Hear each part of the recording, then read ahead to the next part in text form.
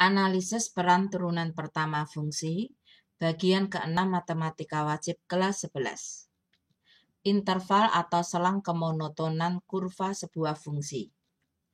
Fungsi f monoton murni pada interval I jika f naik pada interval I atau turun pada interval I. Nilai maksimum dan minimum ditinjau dari turunan pertama. Diketahui suatu fungsi turun. Fungsi turun dari atas ke bawah, naik dari bawah ke atas, dan saat dia diam adalah stasioner.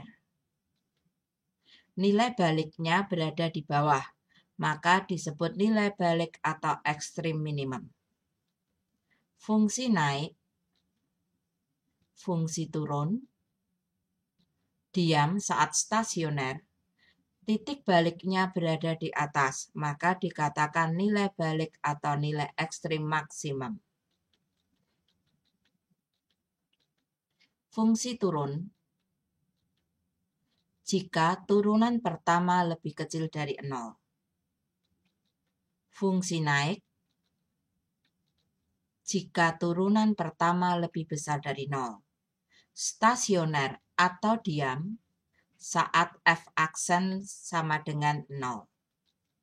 Diberikan fungsi y sama dengan fx pada interval I dengan fx diferensiabel pada setiap x di dalam interval I.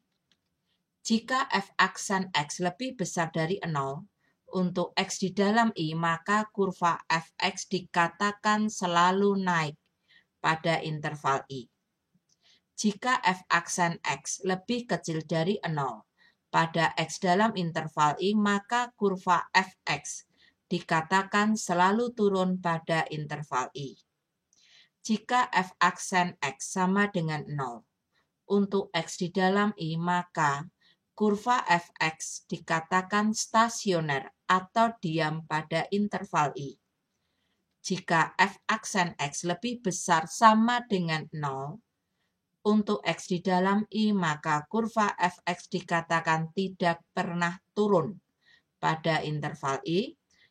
Dan jika f aksen x lebih kecil sama dengan 0 untuk x di dalam I, maka kurva fx dikatakan tidak pernah naik pada interval I.